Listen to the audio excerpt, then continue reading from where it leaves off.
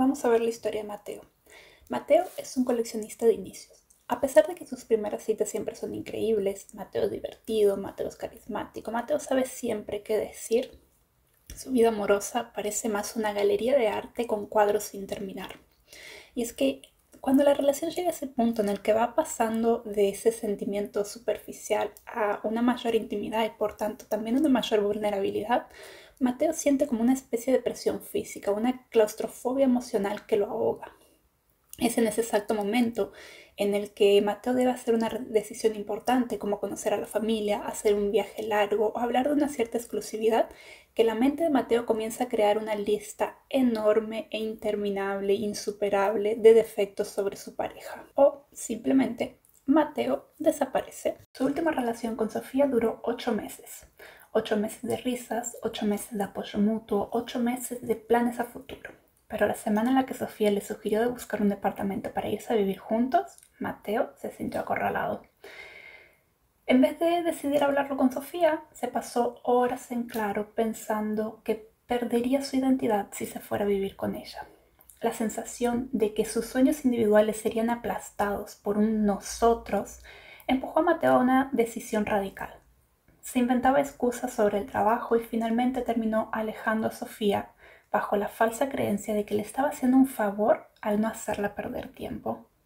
Paradójicamente, Mateo anhela esa conexión, esa estabilidad. Se pasa las noches en redes sociales viendo fotos de sus amigos ya casados, en pareja, y siente una punzadita de envidia y un poco de soledad. Pero tener que responder constantemente por sus actos, tener que fusionar agendas, o peor aún, tener que mostrarle a alguien quién es realmente y por tanto también sus vulnerabilidades, enciende en Mateo una alarma de peligro. Y no es miedo a la otra persona en sí, es el miedo al daño que la otra persona podría causarte, porque exponerse a alguien es siempre darle un arma cargada. Es este miedo el que hace que Mateo prefiera romper antes de romperse. Este miedo al compromiso de Mateo no es un acto de crueldad consciente, y sí un apego evitativo aprendido. En su infancia, la relación con las figuras primarias de Mateo ha sido inconsistente, en ocasiones cálida, en ocasiones fría, distante o incluso condicionada. La mente de Mateo aprendió que la intimidad es siempre peligrosa e inestable y que la única forma de mantener la seguridad emocional es mantener la distancia. Entonces, cuando Mateo rompe una relación prematuramente, evita el poder ser abandonado, el poder ser rechazado o el poder ser traicionado. Cortar ser la persona que abandona da a Mateo una especie de falsa sensación de control emocional. La consecuencia de este patrón es que Mateo vive en una especie de limbo emocional. Se limita a la fase inicial de las relaciones, la que es más segura, más superficial, pero se priva de un amor más maduro y estable. Cuando la relación se vuelve, entre comillas, real, Mateo activa su plan de escape, autoconvenciéndose de que está salvando su libertad, cuando en realidad solo está perpetuando este círculo de soledad y de insatisfacción. Para Mateo, el compromiso es un sacrificio total, una pérdida de sí mismo. ¿Te has sentido identificado con la historia de Mateo? Si es así, acompáñame a descubrir el porqué. Esto es Dilemas del Diván. El miedo al compromiso, o gamofobia en casos extremos, es una resistencia persistente a mantener una relación a largo plazo, sea romántica, laboral, social, debido a la ansiedad ante la posible pérdida de autonomía, la finalización de otras opciones o el riesgo de ser herido. Este fenómeno se entiende profundamente a través de la teoría del apego, desarrollada originalmente por John Bowlby. En este marco, el miedo al compromiso es una manifestación del estilo de apego evitativo, o a veces desorganizado, donde el individuo ha aprendido a desactivar sus necesidades de intimidad para protegerse. El mecanismo de funcionamiento se basa en la evitación defensiva. Cuando la intimidad aumenta y la relación requiere mayor vulnerabilidad, la persona percibe esto como una amenaza a su independencia o como un precursor de un futuro dolor, un abandono o una traición. El cerebro activa una respuesta de lucha o huida, eligiendo la huida emocional o física, el sabotaje, la creación de distancia. El temor central no es a la pareja, sino a la pérdida del yo dentro del nosotros y el riesgo del sufrimiento incontrolable. La persona cree que el compromiso es una entrega total y peligrosa de su identidad y su seguridad emocional. Antes de seguir, hablemos primero de algunos autores, caso quieras aprofundarte aún más en el asunto del video. El estudio de este patrón está fuertemente ligado a la psicología de las relaciones y el desarrollo. Tenemos como mencionado antes a John Bowlby con su teoría del apego. En su obra seminal Attachment and Loss de 1969, Bowlby estableció las bases del apego. El miedo al compromiso moderno se alinea con el apego evitativo, donde el individuo aprendió que sus cuidadores primarios eran inaccesibles o insensibles.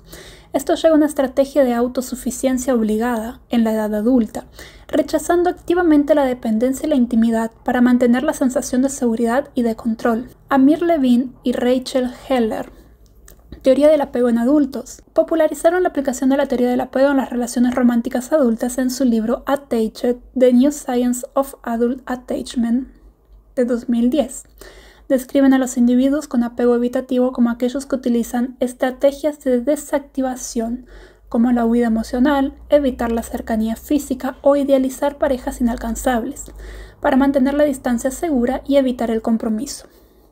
Y finalmente tenemos a Erik Erikson, que dentro de sus 8 etapas del desarrollo psicosocial, la etapa de la juventud adulta, de los 20 a los 40 años, se centra en la crisis de intimidad versus aislamiento, presentada en obras como Identity, Youth and Crisis de 1968. El miedo al compromiso puede verse como un fracaso en la resolución de esta etapa. El individuo no logra la intimidad verdadera, la capacidad de fusionar identidad con la del otro sin temor a perderse, y en consecuencia se retira el aislamiento, perpetuando el miedo.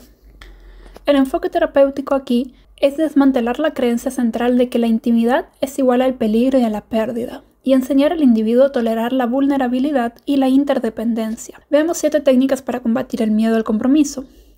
Superar el miedo al compromiso implica recalibrar el sistema de apego y desafiar las creencias que asocian la cercanía con la amenaza.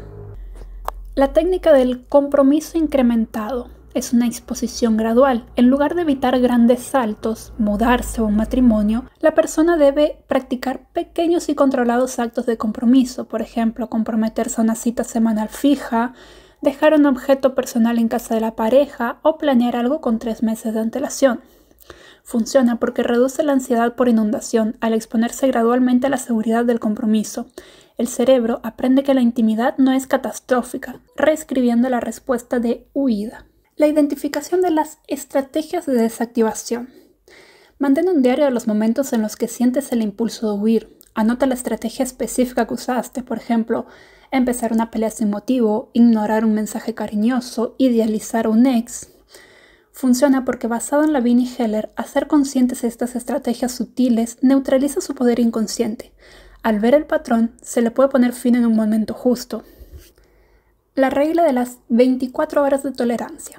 Cuando sientas la claustrofobia emocional, el impulso de romper o huir, prohíbete actuar sobre ese impulso por 24 horas. Simplemente observa la sensación. Funciona porque el miedo al compromiso es a menudo una respuesta de pánico inmediata. Esperar permite que la corteza prefrontal, la parte racional del cerebro, se active y reevalúe la amenaza antes de que la amígdala, la parte emocional, tome el control, separando el sentimiento de la acción. Un diálogo con el niño interno evitativo. Pregúntale a tu sensación de miedo. ¿De qué tienes realmente miedo? Generalmente la respuesta se remonta a un dolor infantil, a un abandono, a una crítica. Luego, como adulto, asegúrale a ese niño: ahora estoy a salvo, no estás solo, yo tengo el control. Funciona porque utiliza principios psicodinámicos y de terapia de la Gestalt para sanar la herida del apego. Reconoce que el miedo proviene de un trauma pasado y que no se aplica a la realidad presente. El modelo de la interdependencia sana define y practica la interdependencia en lugar de la dependencia total o la independencia total. Esto significa pedir ayuda en áreas específicas y al mismo tiempo mantener actividades individuales activamente, demostrando que el compromiso no elimina el yo. Funciona porque desafía la creencia central de que el compromiso es igual a la pérdida de identidad. Muestra que 2 yos completos pueden coexistir y apoyarse mutuamente sin fusionarse destructivamente. La programación de momentos de vulnerabilidad controlada. comprométete a compartir una emoción o un pensamiento profundo con tu pareja una vez al día, incluso si es incómodo. Puede ser algo tan simple como: hoy me sentí muy frustrado con mi trabajo. Funciona porque la vulnerabilidad es la antítesis del apego evitativo.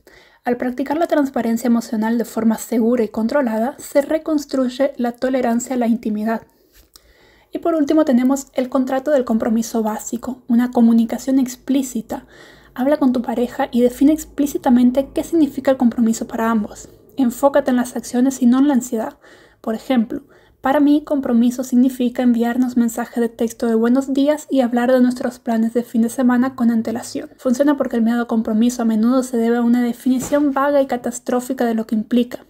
Al hacerlo concreto y negociable, se reduce la percepción de amenaza existencial y se vuelve manejable. En nuestro próximo video hablaremos sobre el complaciente crónico. No te lo pierdas. Suscríbete para que YouTube te avise de los próximos videos y cuéntame en los comentarios cuál de las 7 técnicas aplicarás primero. Nos veremos en el próximo Dilemas del Diván.